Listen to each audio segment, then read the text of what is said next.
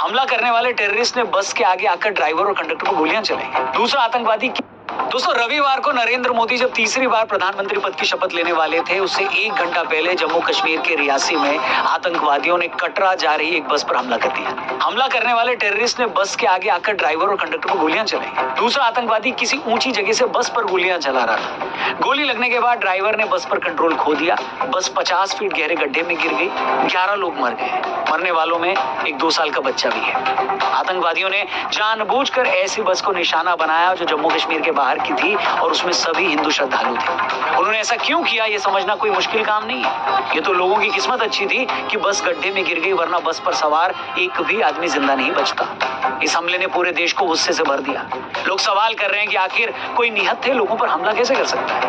कश्मीर में आतंकवादी हमला कोई नई बात नहीं है। अक्सर आतंकवादी यहाँ आर्मी, पुलिस या सीआईएसएफ पर हमला करते रहते हैं, मगर बस में सवार ऐसे लोगों पर हमला करना जिनका कश्मीर के मसले से कोई लेना देना नहीं है, जो उस स्टेट के भी नहीं, जो बेचारे घर से धार्मिक यात्रा करने निकले, उन्हें ऐसे मार देने का क्या मतलब हो सकता है, ये समझ से परे है। मरने वालों में एक पति पत्नी भी है जिनके 3 बच्चे हैं, मगर वो यात्रा में साथ नहीं आए थे। उन बेचारों को तो ये तक नहीं पता कि उनके मम्मी पापा के साथ हुआ क्या। उनके रिश्तेदारों ने बच्चों को सिर्फ ये बता रखा है कि मम्मी पापा का एक्सीडेंट हुआ है, उन्हें वापस ला रहे हैं। हमला करने वाले अगर अपनी तरफ से कोई लड़ाई लड़ भी रहे हैं तो ये कैसी लड़ाई है जिसमें उन लोगों को दुश्मन समझकर मारा जा रहा है जिनका उस लड़ाई से कोई लेना देना ही नहीं है।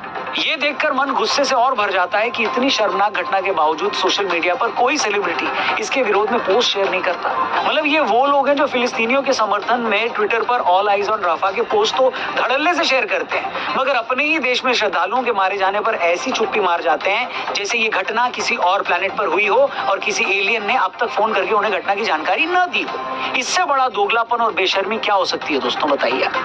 यही वो लोग हैं जो कश्मीर में पत्थरबाजी रोकने के दौरान अगर सीआरपीएफ की रबड़ की गोली से भी कोई घायल हो जाता था तो मानवाधिकारों की दुहाई में छाती पीट पीट कर अपने हाथ छीन लेते थे। लेकिन यहाँ 11 बेकसूर लोग मारे गए हैं। कितने बच्चे अनाथ हो गए हैं। एक 2 साल का बच्चा भी मारा गया, मगर मजाल है कि ये निर्लज्ज उस पर एक शब्द भी बोल पाए।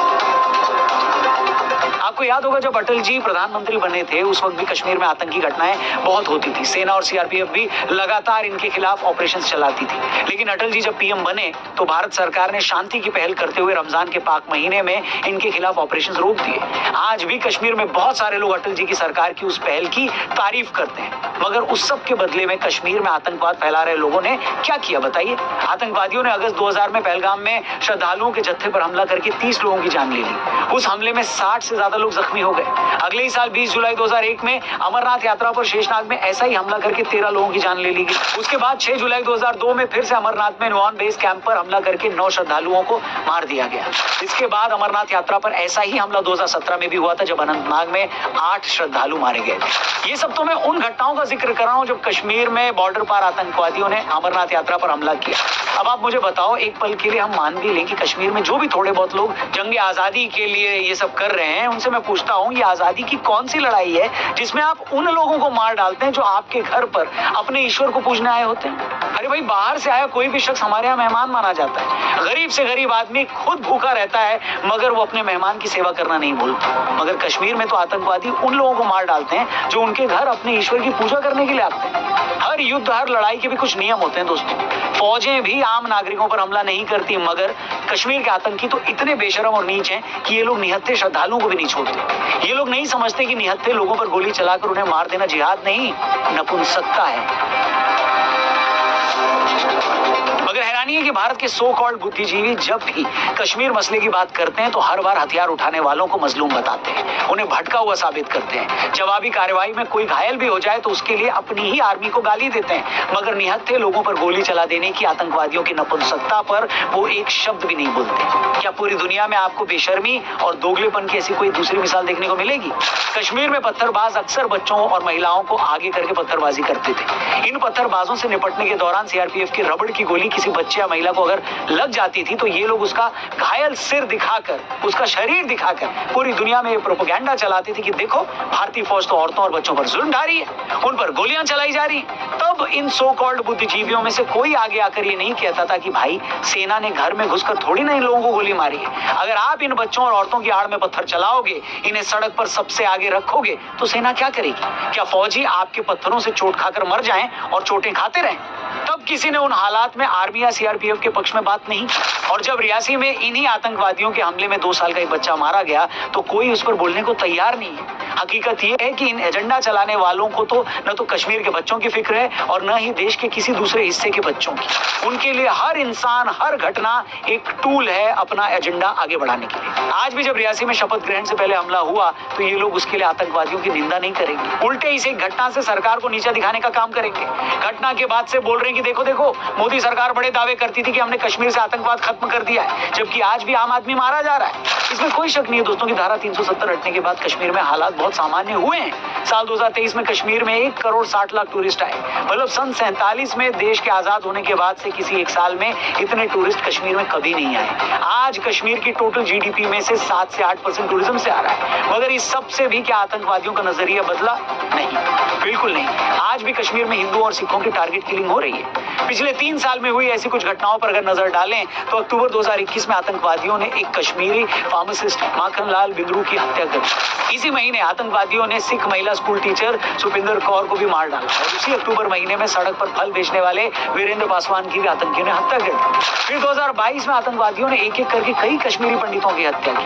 पहले इन लोगों से रेवेन्यू डिपार्टमेंट में काम करने वाले राहुल भट्ट की इन लोगों ने हत्या की। फिर रजनी बाला नाम की स्कूल टीचर को मारा। फिर कुलगाम में बैंक मैनेजर की पोस्ट पर काम कर रहे विजय कुमार का भी मर्डर कर दिया। अब आप मुझे बताइए, चाहे पाकिस्तानी सरकार हो, चाहे कश्मीर के अलगाववादी या फिर भारत में बैठे इनके हमदर्द, जब भी कश्मीर में फैले आतंकवाद की बात होती है तो ये लोग कहते हैं कि कश्मीर में तो आजादी की लड़ाई चल रही है, जंग लड़ने वाले कश्मीरियों के हक के लिए लड़ रहे हैं। अब मैं आपसे पूछता हूँ, अगर लड़ाई सच में कश्मीरियों के लिए है तो क्या कश्मीरी हिंदू कश्मीरी नहीं है? अगर इन लोगों की लड़ाई भारतीय फौज से ही है तो क्यों बार बार हिंदुओं और सिखों को टारगेट करके मारा जा रहा है? श्रद्धालुओं की बस को निशाना बनाकर बेगुनाह हिंदू श्रद्धालुओं को क्यों भूना जा रहा है? वजह साफ है, ये कोई आजादी की लड़ाई नहीं है, ये सिर्फ जिहाद है, जिसके निशाने पर ऐसे लोग हैं जो उनके मजहब के नहीं है। अब आप इस फैक्ट पर कितनी भी चाशनी क्यों ना लगा लीजिए, मगर ये हकीकत बदलने वाली नहीं।